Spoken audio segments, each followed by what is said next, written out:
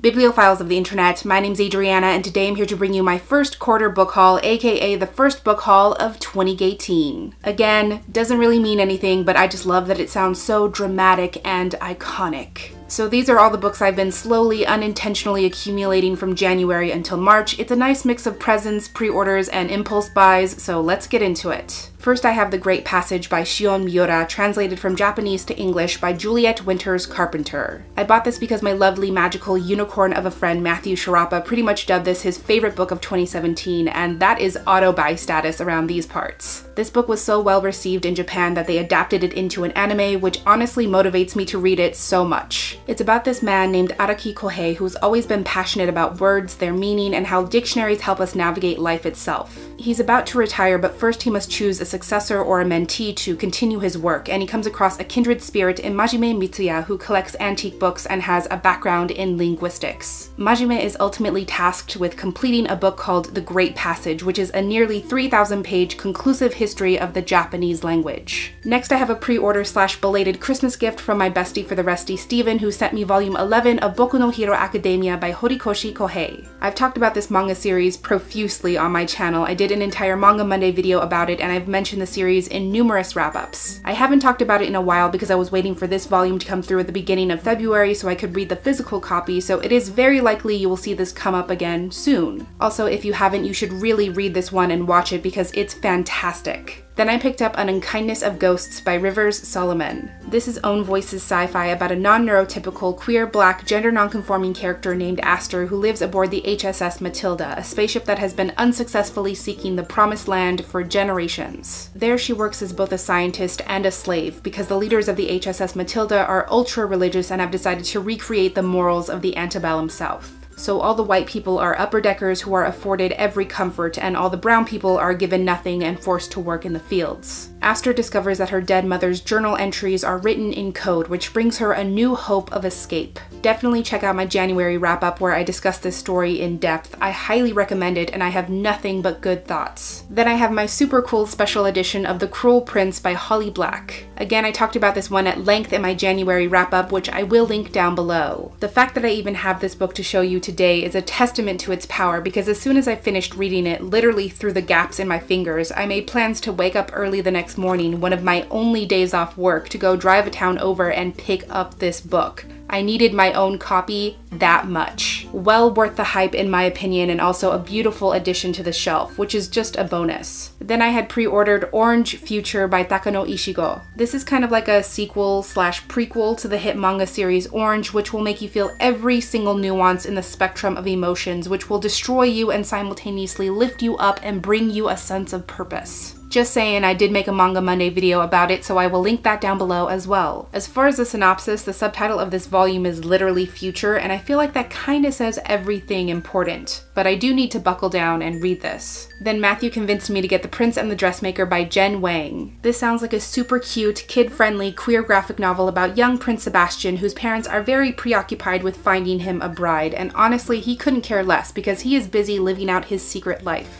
At night he dons bold, daring dresses and takes Paris by storm as Lady Crystalia, fashion icon. It's all thanks to his best friend, the dressmaker Francis, who styles him and knows the truth. Sometimes this boy wears dresses. Matthew told me to get on board. I am on board. I am hijacking this train as we speak. Then after flying through the ebook, I had to get my own copy of Let's Talk About Love by Claire Kahn. I did recently upload a spoiler-free recommendation video in which I give you 5 good reasons as to why you should read this incredible book, which I will also link down below. It is not possible for me to recommend this wonderful book enough. It's about Alice, a black asexual biromantic woman working at a library and taking college classes. She was recently dumped by her ex-girlfriend who left after Alice came out as ace because she didn't want to be a part of a relationship that didn't revolve around sex. Alice is still picking herself up and trying to move on when she gets a new coworker at the library, a super fine, really fantastic guy named Takumi who makes her feel all sorts of confusing things. Now she has to decide if putting herself out there again is worth it, especially if there's possibly a chance for true connection and maybe even love.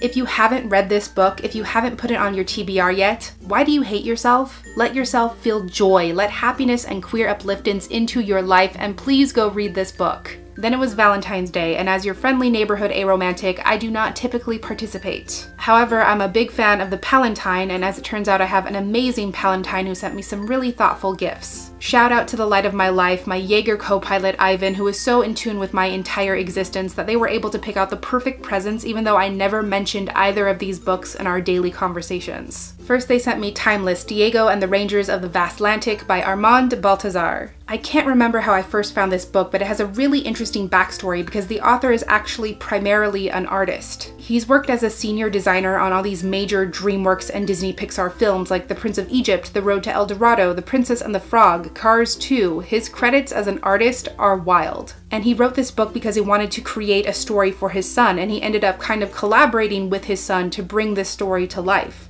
which is all kinds of magic. It's the first in a fully illustrated middle grade series about a boy named Diego who lives in a new age where the world has gone through a time collision, a massive rip in the fabric of time, and what came out on the other side was a world where people, technology, and creatures from the past, present, and future now all exist in one place all at once. I believe his dad, the top engineer in New Chicago, is kidnapped by a 2nd century Roman general and a 23rd century scientist. So Diego embarks on an impossible journey to go find him and possibly put the world back the way it was in the process. And the second book they sent me was The Ethan I Was Before by Ali Standish. This is another middle grade book that's been billed as perfect for people who loved The Thing About Jellyfish, which is me and Ivan both. This story is about a young boy named Ethan who was always known as adventurous and daring, but that was before he lost his best friend Casey in some kind of accident. Eventually, he and his family moved to a small town in Georgia, and there he meets Coralie, who is bold and mischievous and loves to tell big stories. But she has secrets, and those stories might eventually get her into more trouble than she can handle. But despite everything, Ethan is pulled into her life, and there he might just be getting a second chance at friendship.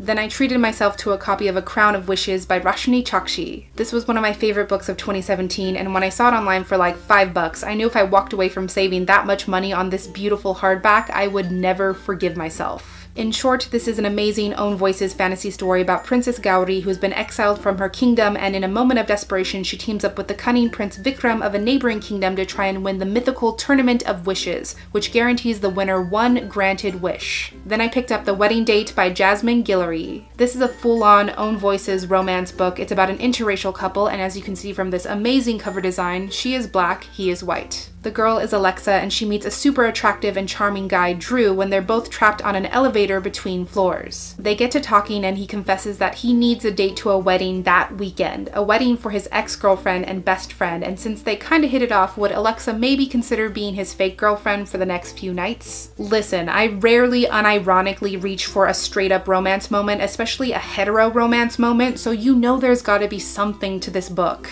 Besides the fact that I'm complete trash for the fake dating trope, I heard glowing reviews from amazing women I love like Joss from Scribbles Reads and Emily from Possibly Literate, and they were so right. And y'all didn't tell me it was steamy, it was naughty, it has those nasty, smutty moments, and trust me, it works for me. You're gonna hear me talk more about this in my March wrap-up, so look forward to that. Then I pre-ordered another essential middle grade moment, and that was The Serpent's Secret by Sayantani Dasgupta. Again, we have here an Own Voices fantasy type story about a girl named Kiranmala who is celebrating her 12th birthday when her parents mysteriously vanish and she's attacked by a Rakosh demon who tries to eat her alive. Turns out all those fantastical stories her parents told her growing up are real. She's a real Indian princess, and she's going to have to embrace who she is if she has any hope of battling demons, the underworld, and evil queens to save her parents. Penultimately, I pre-ordered Fire Song by Adam Garnett Jones. This is Own Voices queer native fiction about a character named Shane who is bisexual and two-spirit. His sister has recently committed suicide, and as he tries to come to terms with that, all he wants to do is turn to his only friend on the reservation, David, who he kind of wants to be with. But everything's getting worse as he realizes going away for college may no longer be possible, and as he has to keep his budding relationship with David a secret. Shane can't help but feel like moving to Toronto is going to revitalize his life and his purpose, but first he has to find a way to pick up the pieces of his life. Lastly is a book I just got in the mail the other day, and that is The Poet X by Elizabeth Acevedo. I listened to this book all in one day, and to put it plainly, it gave me purpose. It's Own Voices Latinx fiction written in verse because your girl Elizabeth Acevedo has a major background as a slam poet. It's about Xiomara Batista, a Dominican-American girl living in New York who is unapologetically fierce. She is trying to figure out who she is, but it's difficult to find your own space and your own voice when you've been taught that you're a shameful, graceless thing, which is what Xiomara's up against with her mother, who is extremely religious. All Xiomara wants is to join the poetry club, but it's at the same time as confirmation classes, and she's gonna be a dead girl if her mom ever finds out. But she knows this is the way she's going to be heard and the only way she's gonna find her true voice. Run, don't walk to buy this book, borrow this book, request this book, download this book. You need it in your life. I will most likely end up doing a 5 reasons to read video for this one sometime soon, so look out for that. So those are all the books I picked up between January and March. If you've read any of these incredible titles yourself, or if you would like to do so in the future, feel free to stop by the comments and leave me your thoughts. But that is everything I had for this book haul today. Thank you so much for watching this video. I really hope that you enjoyed it, and I will catch you on the flip side of the page. Bye!